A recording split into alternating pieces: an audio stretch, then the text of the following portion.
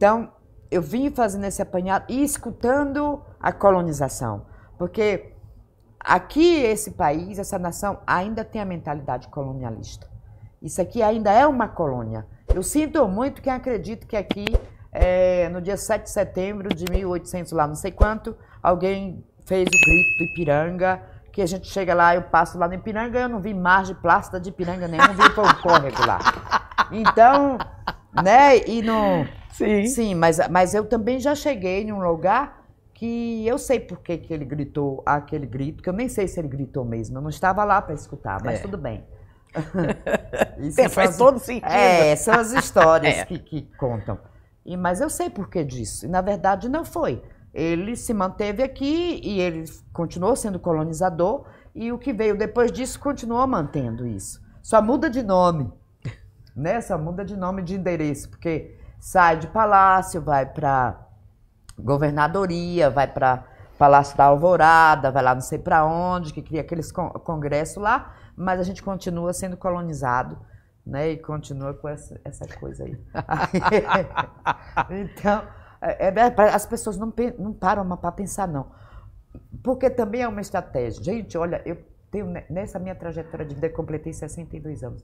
Eu tenho descoberto cada coisa. Eu não tenho medo, não, viu? De outra, não tenho medo de falar como eu percebo esse joguinho de manutenção de poder, de manutenção de status quo, e para manutenção desse medo de perder as coisas, medo de transformar, medo de ir para o novo. Eu não tenho medo disso. Eu também não. Não.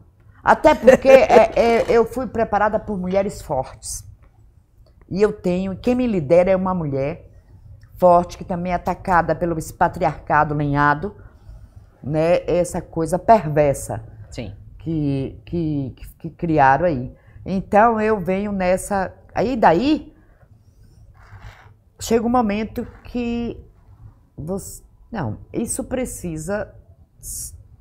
Tem que encontrar tem que mediar esses conflitos aí. E aí saímos convidando saberes, reunindo saberes. E isso não tem fim, porque é orgânico. Então, se é orgânico, tipo assim, esse coletivo que nós formamos, ele não é uma coisa fechada, não é uma caixinha. Sim. Não é um retângulo, não é uma bolha. Então, é uma entrada e saída de pessoas. É um movimento. E aí cria-se o núcleo coletivo de muitos saberes interculturais, Levanta, Motaras, Abelê, é um nome grande danado, né? É um coletivo de pessoas, protagonismo das mulheres, mas também homens. Também nos são acompanhem, porque vocês são importantes. É isso que esses homens precisam entender, da importância tanto quanto da mulher, que não tem essa disputa. Sim. Já disputou demais da conta, que a gente está vendo a perversidade que está aí. Então, para sair dessa disputa. E daí, a gente traz para o mundo a proposta da primeira escola filosófica originária, que ela tem, por quê? Ela vem com a essência originária. E formada por pessoas que se identificam por grupos étnicos.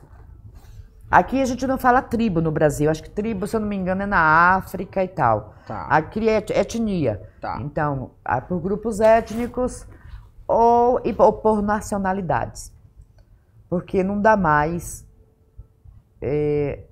para se iludir com as estratégias de divisão que essa estrutura que foi montada, porque essa estrutura ela foi montada tem bastante tempo. E para ela estar hoje esse monstro, é uma estrutura. E as pessoas são preparadas para manter essa estrutura. A gente não quer dizer para essa estrutura que tem que derrubar você, vou bater de frente com você. Não, tem que chamar você para se alinhar. Então, que estrutura Iacuí você está falando? Não estou falando do sistema capitalista selvagem. Ele precisa chegar e se alinhar.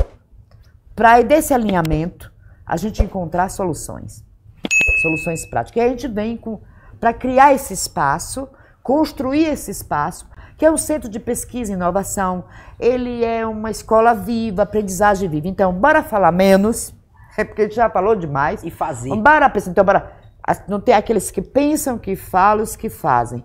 Então, eu consigo pensar, falar e fazer. Mas eu agora já estou cansada de pensar e de falar. Eu estou buscando é fazer. Então, bora unir as mãos e fazer. E que isso se reverbere no mundo inteiro.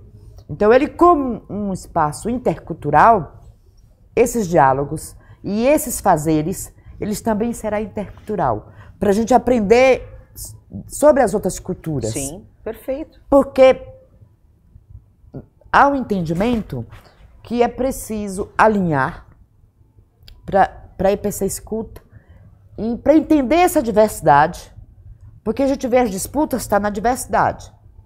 Né? Quando lá alguém cria o eugenismo, que aí vem a antropologia que mede as pessoas por o indígena e o povo preto pelas ferramentas lá, que cabeça tal, tamanho tal, crânio com não sei o quê. Tem que entender tudo isso, isso tem que ser falado novamente. Isso tem que ser falado novamente, porque todos esses processos históricos, eles abriram feridas enormes nos corpos. E, no caso, eu que já nasci em 1960, biologicamente modificado, olha, biologicamente, atentem para isso. Pare de quando nos encontrar um indígena que não tem mais aquele fenótipo, que contempla a carta de Pero Vaz de Caminha, ou o saudosismo também daquele período romântico, de dizer assim, você não é índio de verdade. Quem é quem para julgar alguém? Quem conhece a história da pessoa para julgar alguém? Parem com isso. Então, isso nos machuca, isso nos fere, porque desde criança nós escutamos nossos mais velhos falar dos processos doloridos, das dores, das feridas que eles passaram e eles vão passando para os nossos corpos. E nós precisamos curar essas feridas, curar essas dores. E essas dores não afetam não é só os corpos indígenas que têm dores, não. Sim. Os corpos pretos, os corpos que é chamado de branco, bora acabar com esse colorismo. Bora acabar com essa coisa, bora entender que somos seres humanos e a gente tem que entender essa diversidade cultural e que precisa ser respeitada porque todas têm ciência e todas elas contribuem com a humanidade. É isso que nós precisamos saber e passar a respeitar uns aos outros, né? Chegando. Então, essa escola ela vem nesse sentido, mas ela tem uma coisa que ela aponta. Nem cartilha, nem método pronto. Ele será utilizado lá, será respeitado, mas não será utilizado. É um convite para o novo. O nome é útero. O útero traz novo. Então nós precisamos trazer um novo, mas eu acredito que esse novo que ele vai trazer, ele não vai se afastar da ancestralidade, porque ela que vai dar o norte, as culturas originárias vão dar o norte, como essa que está nessa perversidade aí também tem coisas interessantes. Então, é para que a gente chegue ao entendimento, olha, isso aqui é interessante, isso aqui mostrou que dá certo, então esse aqui a gente pode continuar, mas isso aqui... E agora, como vamos romper? Porque romper hábitos não é fácil, dói. É o processo dolorido.